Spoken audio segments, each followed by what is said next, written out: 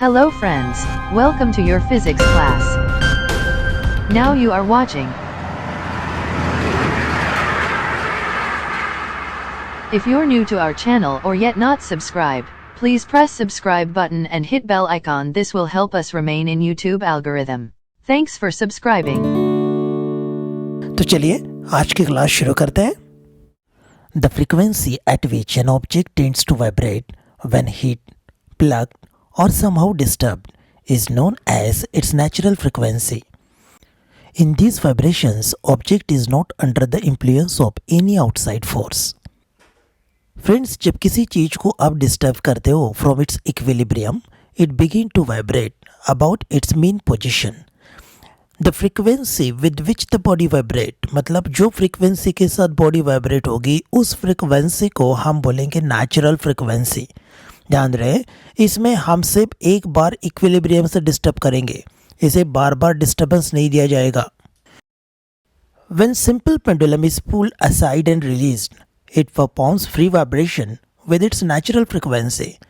दोस्तों आप देख रहे हैं कि जब हम सिंपल पेंडुलम को यहाँ से मीन पोजीशन से एक्सट्रीम तक पुल करते हैं और छोड़ देते हैं तो इट बिगिन टू वाइब्रेट, और ये वाइब्रेशन फ्री वाइब्रेशन से, और इस वाइब्रेशन की फ्रीक्वेंसी को हम बोलेंगे natural frequency of simple pendulum, और जो कि आपको स्क्रीन पे दिखाई दे रही है. Similarly when a string of guitar is plucked at some point, it performs free vibration with its natural frequency. In free vibrations, the body at first is given an initial displacement and the force is then withdrawn. The body starts vibrating and continues the motion on its own. No external force acts on the body further to keep it in motion.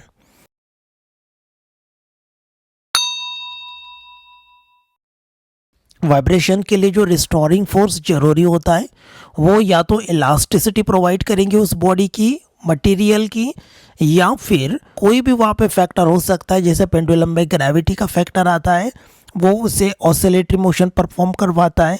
तो ये forces को हम restoring force बोलते हैं, जो लगातार body पर act होके उसे इक्विलिब्रियम पोजीशन पे पहुंचाते हैं, जिस कारण ये वाइब्रेशंस होते हैं.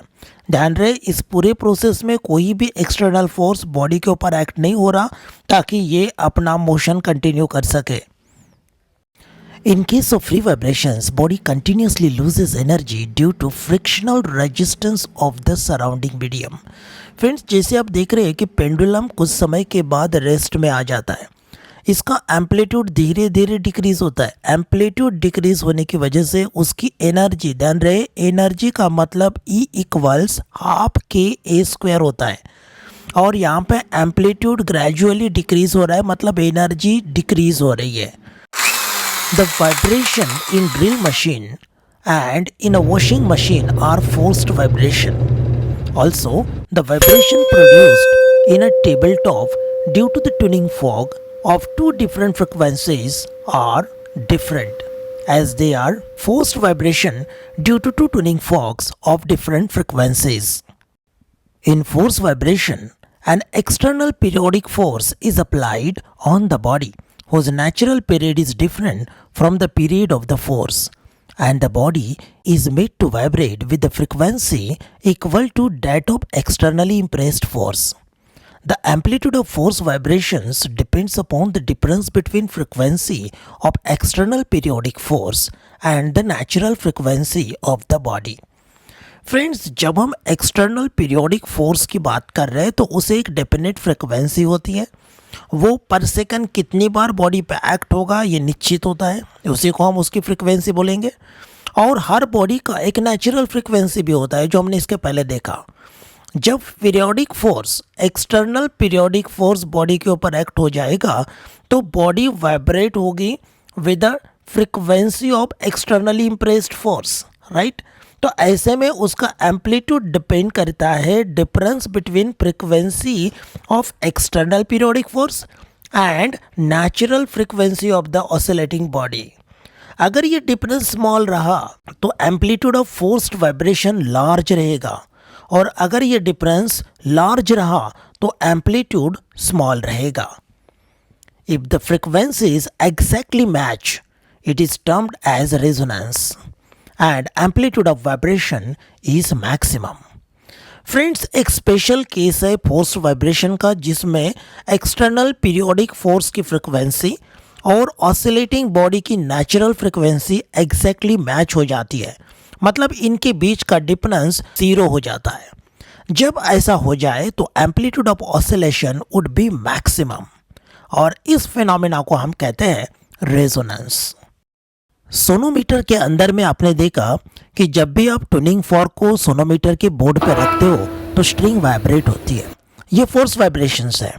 लेकिन जब आप इसे एक स्पेशल लेंथ पे सेट करते हो तो उस स्पेशल लेंथ की स्ट्रिंग की फ्रिक्वेंसी जब वाइब्रेटिंग ट्यूनिंग फॉर्क के फ्रिक्वेंसी के साथ मैच हो जाता है, मतलब एक्सटर्नल पीरियोडिक फोर्स के साथ मैच हो जाता है, तो देखिए वायर मैक्सिमम एम्पलीट्यूड के साथ वाइब्रेट होती है, जिस वजह से पेपर राइडर जो होता है वो वायर से नीचे गिर जाता है। यही बात रेजोनेंस ट्यूब में भी आप देखते हो। रेजोनेंस ट्यूब में लेंथ ऑफ एयर कॉलम जब इस प्रकार से एडजस्ट करते हैं कि उसकी फ्रिक्वेंसी एक्सटर्नल पीरियोडिक फोर्स के अर्थात ट्यूनिंग फॉर्क के बराबर हो जाए, तब एक लाउडर साउंड आपको सुनाई देता है। यही रेजोनेंस है, क्योंकि लाउडर साउंड का मतलब होता है मैक्सिमम एम्पलीट्यूड। उम्मीद है दोस्तों आज का विषय आपको समझ में आ गया। पसंद आए तो लाइक जरूर करना और दोस्तों के साथ शेयर करना ना भूलें। यदि आपको कोई भी टॉपिक के ऊपर वीडियो चाहिए तो प्लीज कमेंट बॉक्स में कमेंट जरूर करना। आपका हर कमेंट पढ़ा जाता है क्योंकि आप हमारे लिए खास है। तो फिर मिलेंगे न्यू वीडियो में। Bye bye.